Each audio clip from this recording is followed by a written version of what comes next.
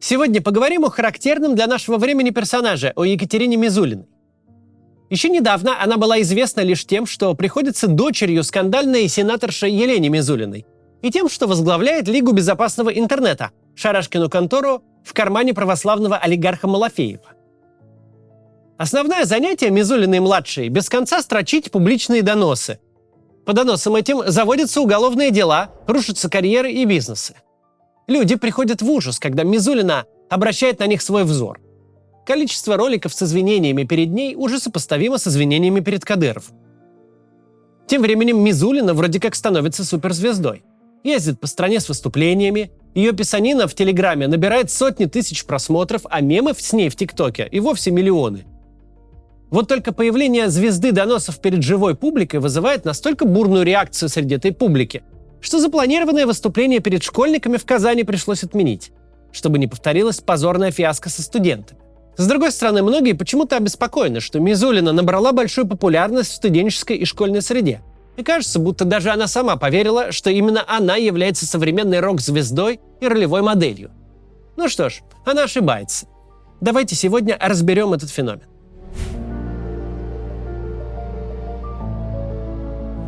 Начнем с того, что сама по себе Мизулина не проблема. Более того, такое явление, как официальная стукачка, могло появиться только сейчас и только в нынешнем состоянии нашего российского государства. Мы уже как-то говорили, что социальная иерархия похожа на естественный отбор. В ней всегда достигают успеха самые приспособленные.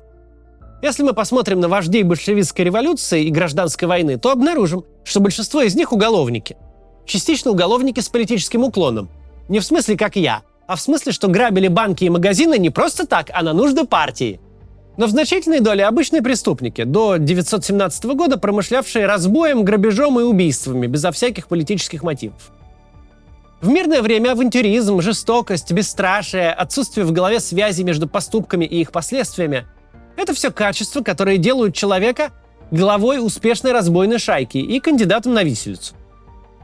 Но во время гражданской войны из того же набора получается выдающийся полевой командир, который будет таким же авторитетом для оборванцев, из которых состоит армия, каким был в своей шайке. Чтобы ввести людей на пулеметы, нужен именно такой человек, которому и своя шейка-копейка, и чужая головушка-полушка. Другой пример. Почему все бюрократы на свете одинаковые? Почему, когда в американском фильме нам показывают транспортную администрацию, мы легко узнаем в ней родной МФЦ? В выражениях лиц, в одежде, в языке, в манерах. Почему кажется, что люди в государственной будке за стеклом – какая-то отдельная специально выведенная нация?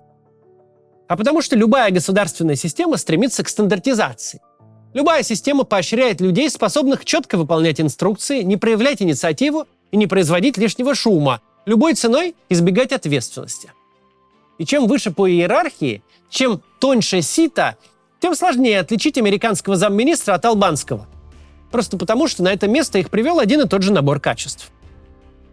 Когда Путин развязал войну на Донбассе, то в первую очередь из так называемых ЛДНР уехали те, кто хорошо учился в школе, закончил технический вуз и планировал к 40 годам стать главным инженером комбината с зарплатой в $20 тысяч. Ведь их дипломы и квалификация в новой системе ничего не значили. Преуспеть в ней эти люди не могли. Зато туда ломанулись люди вроде Моторолы, у которых за душой не было ничего, кроме шила в заднице, которым было нечего терять. В мирной жизни эти качества делали их автомойщиками. В ЛДНР они стали командирами и героями. То же самое и с Мизулиной. В любой стране есть люди, которые превратили стукачество в образ жизни. В самых богатых, благополучных и либеральных странах хватает персонажей, которые смотрят телевизор только для того, чтобы в декорациях детской передачи рассмотреть усы Гитлера. Жизнь таких людей по какой-то причине не задалась. И чтобы это хоть как-то исправить, почувствовать себя важными и нужными, они без конца строчат доносы и жалобы. Может, дети тебя годами игнорируют, не отвечают на звонки и в гости не приезжают. Но телеканал вынужден на твою жалобу отреагировать.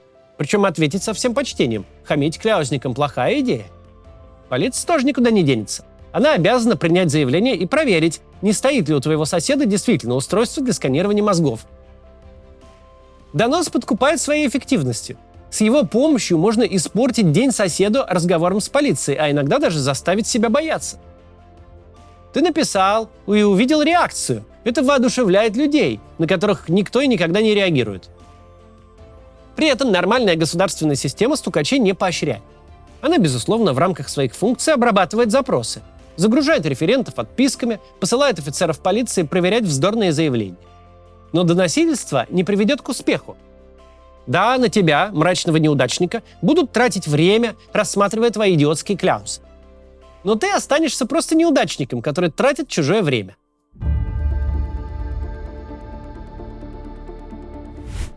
Мизулины всегда среди нас.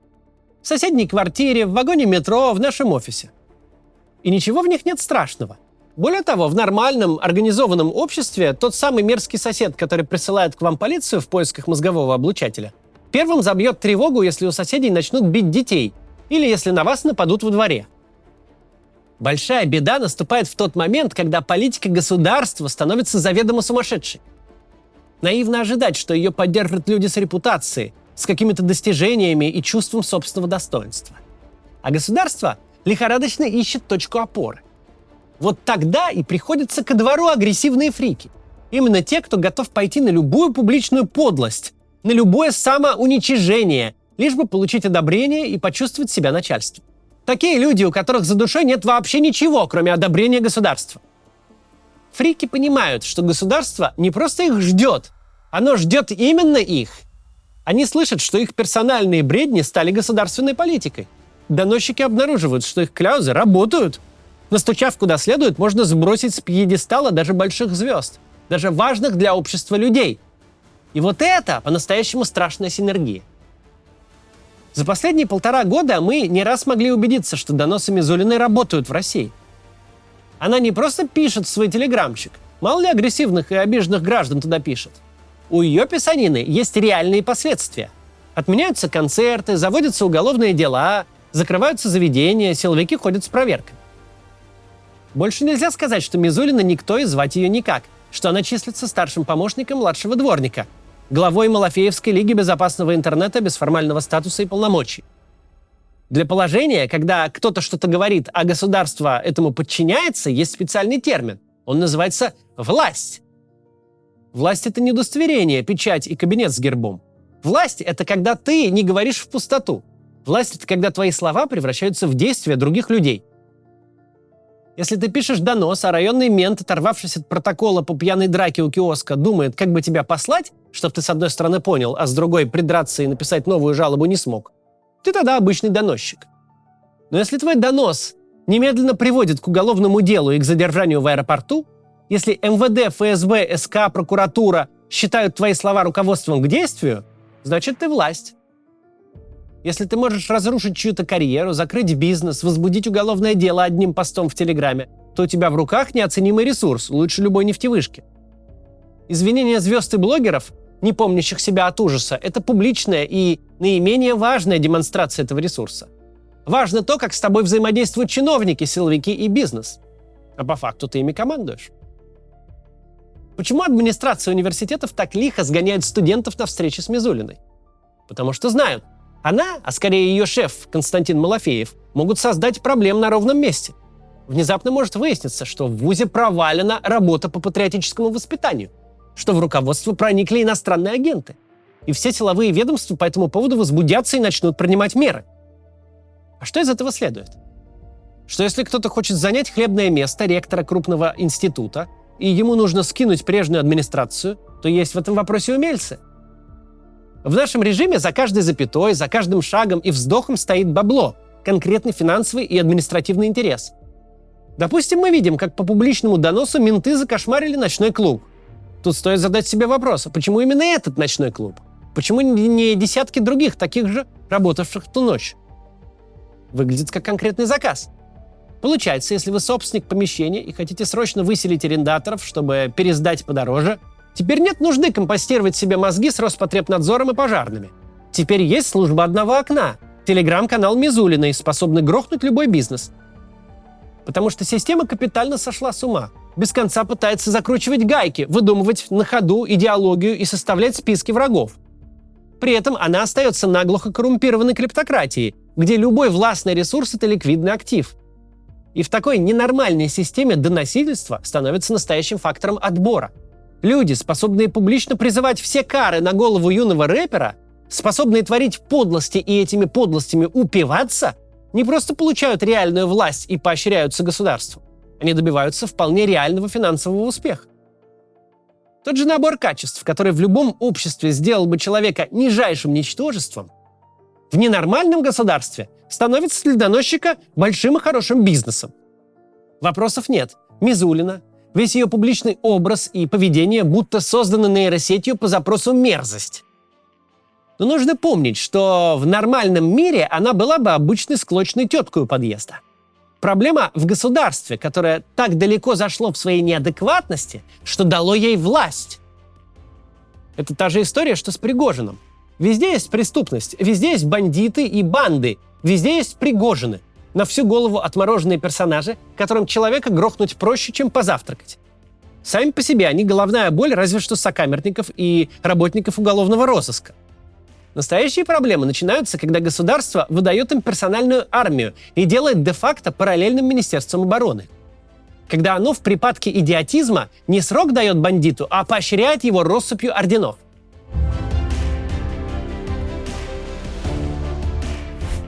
Мизулина не заслуживает нашего особого внимания. Она совершенно отвратительный, но все же просто симптом нездоровья системы. Тут интересно другое. Общественная реакция на этого неприятного персонажа. Мизулина действительно имеет определенную популярность в сети. Школьники делают с ней тиктоки и рилсы. Ее манеру говорить по-всякому обыгрывают. У нее почти 600 тысяч подписчиков в Телеграме. За короткое время она стала мемом. На первый взгляд это катастрофа. Звездой в молодежной среде становится человек, у которого за душой ничего, кроме публичных доносов. Ни певица, ни актриса, ни инстаграм-модель, а буквально стукачка. Кто-то скажет, фиг бы с ним, что государство ее поощряет. Но, похоже, такая модель поведения действительно находит отклик в обществе. Руководство-то можно сменить, но что делать с обществом, в котором Мизулина звезда? Мизулина, видимо, и сама поверила в свою популярность, иначе не устроила бы вот этот тур тщеславия по городам. И иначе решила, что стала рок-звездой. И тут же за это поплатилась. Каждый раз в зале, куда сгоняли подневольных студентов, аудитория в той или иной степени оборачивалась против Мизулиной, чем вызывало у нее вполне искреннюю фрустрацию, переходящую в истерику. Сотни тысяч россиян покидают страну и уже безвозвратно теряют своих домов. Это один из примеров. Многие айтишники уехали из этого. Многие граждане нашей страны покинули страну ровно с того, что начинается история с доносами вновь. Екатерина Михайловна, здравствуйте, такой вопрос. Вот я родился в 2003 году, и все мое детство прошло в бесцензурном интернете. Сегодня же я вижу законы об агентах, ограничения, личное нападение на рэперов, проверка мата.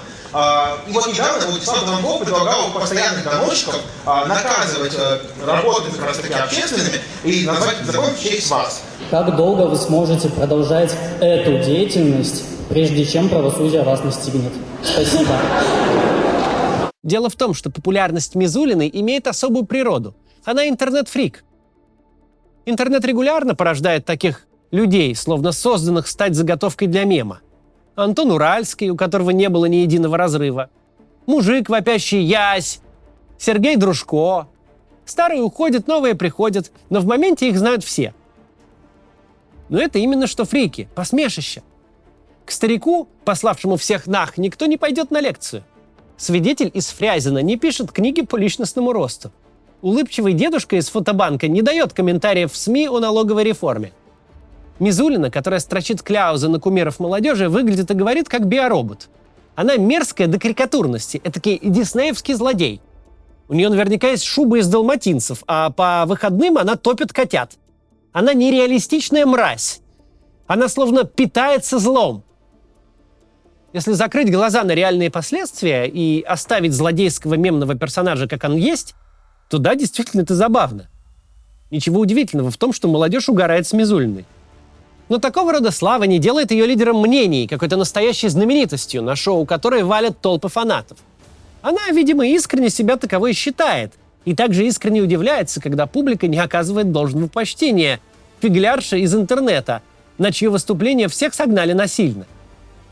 Школьники и студенты не против поржать с ее убожества, но никак не готовы внимать ее словам всерьез. И это говорит о том, что с молодежью все в порядке. Да, государство сошло с ума и сделало худшие человеческие качества фактором успеха. Да, сейчас стукач может преуспеть. Но социальная роль доносчика от этого не меняется. Каким бы важным его ни считало государство, при встрече с нормальными людьми сразу выясняется, кто есть кто. И конкретно Мизулина – убогое посмешище из интернет-мемасов.